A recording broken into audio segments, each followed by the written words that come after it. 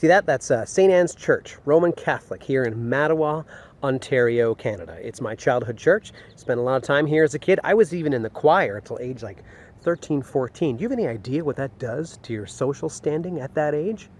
Nothing good. That didn't matter. This place was immeasurably important to my grandma, and that made it important to me. But now that she's no longer with us, I don't know if I see myself setting foot in this building ever again, possibly for the rest of my life. And the reason for that is important. Let's get into it. You see, right now Canada is grappling with the reality of our residential school system. You see, the government and the church worked hand in hand to commit genocide against an Indigenous people on their own ancestral land. And that's not just me making a big proclamation like that and dropping the G word like it's nothing. That's the dictionary making that proclamation.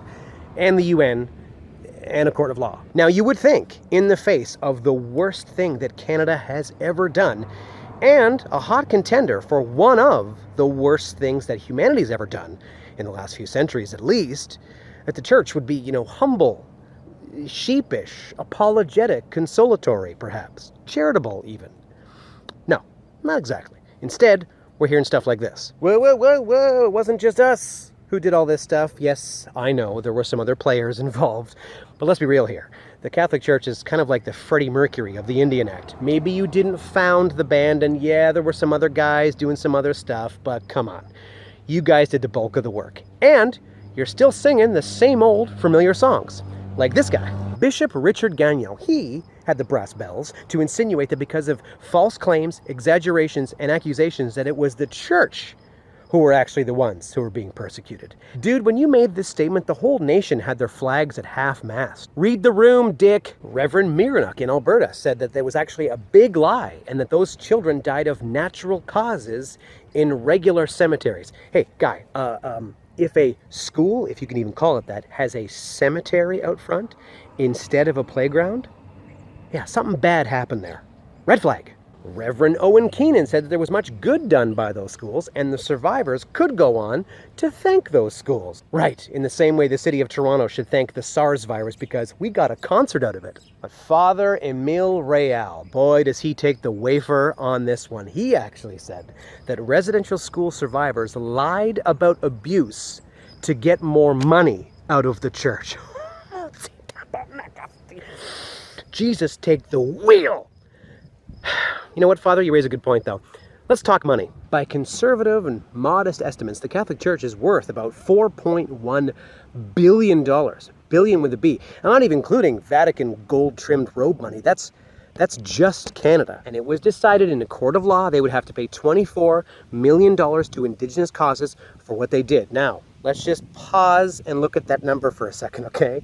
$24 million. What, the salary for Scarlett Johansson in Black Widow? I mean, they should be doing backflips for how easy they got off and how low and paltry that number actually is. I think they would be charged more if they spilled coffee on their lap. But instead, what they did was they paid less than $4 million of it and then claimed that they were broke. Oh, really? You guys are out of money? One of the world's most wealthy institutions? The guys who have so much money that we literally don't even know how to count it all? You guys have gone broke?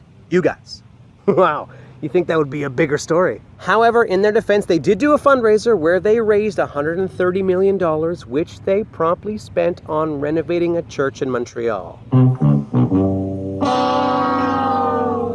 Now, of course, all of this triggers feelings of anger, but on top of that is a glaze of disappointment, because the implication here is that their followers needed to be coddled from the truth. Because if my grandma were alive today, she wouldn't be sitting in the rectory trying to figure out a way to spin this story and come out of it looking good like Saul Goodman, and she wouldn't be trying to blame the victim like a trust fund date rapist. None at all.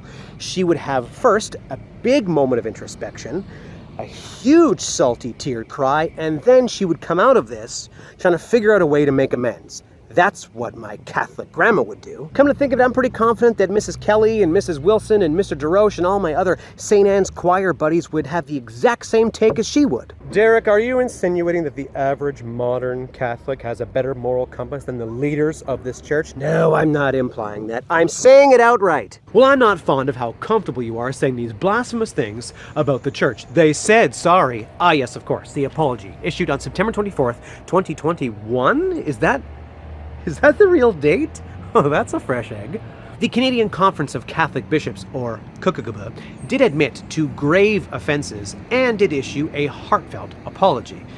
Now, credit where it's due, that ain't nothing, but it's close. This apology perpetuates a misconception that all these terrible things happened oh so long ago in ancient history, and does very little to acknowledge the current obstruction and legal maneuvering and terribly racist things being done and said by current members of the cloth. It also contains no concrete plans or vision for the future or commitments of how they're going to help fix these problems they spent over a century aggressively creating. Side note, gentlemen, you're the last ones to arrive at the apology party. The Unitarians and Presbyterians and even ice-cold blue steel Stephen Harper found the words, and that was over 12 years ago. Since then, we've been awkwardly, firmly staring at the Vatican going, hey, that's your cue. And nothing.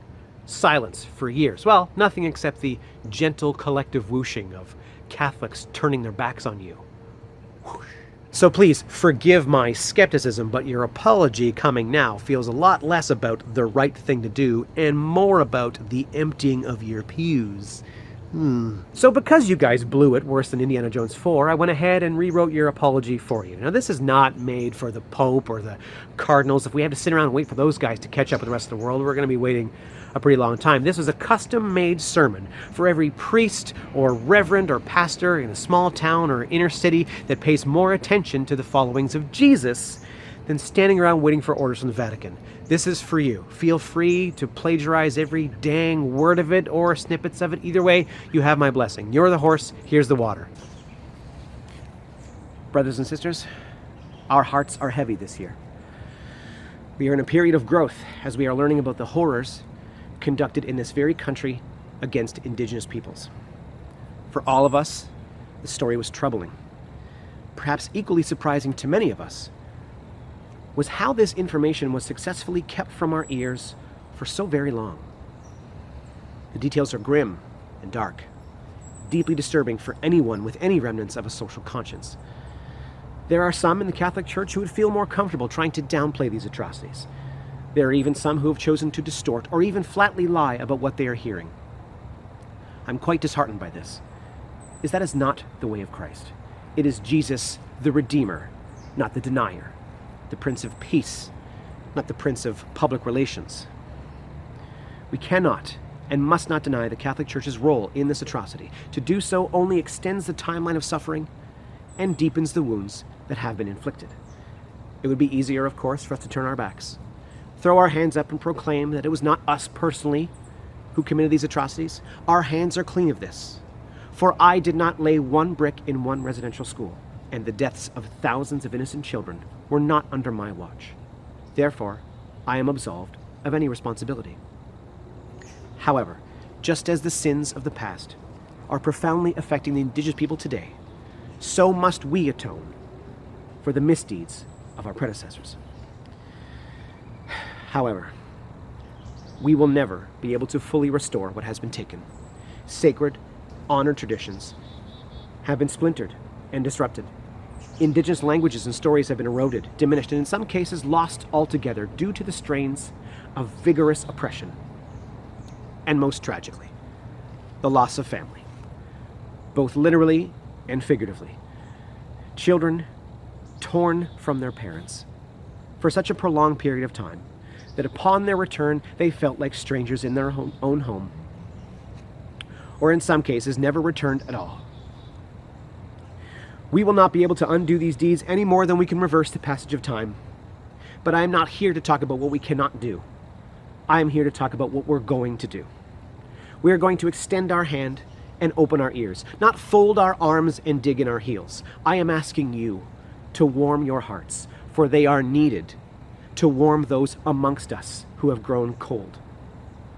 Most importantly, we are going to take a page from the Indigenous elders of this land who greeted our settler ancestors with the utmost respect, kindness, and generosity.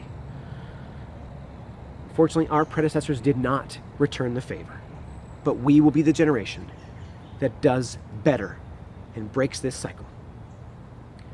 In the coming weeks, I'm going to reach out to Indigenous leaders from this area and defer to them to ask them what we can do to build a stronger bond between our two communities. As the indigenous people felt over a century of oppression at our hands, we will dedicate 7 generations of goodwill and bridge building. Our past arrogance, ignorance, and denial has weakened us. This endeavor can only make us stronger. However, do not do this solely because I have asked it of you. I would prefer you enthusiastically join me on this because it is unquestionably the right thing to do. And that is why it is the Word of God. As it is written in the book of Hebrews 13:16, do not neglect to do good and share what you have, for such sacrifices are pleasing to God. Proverbs 11:24, he who gives freely grows all the richer, for whoever brings blessings will be enriched, and the one who waters will be watered.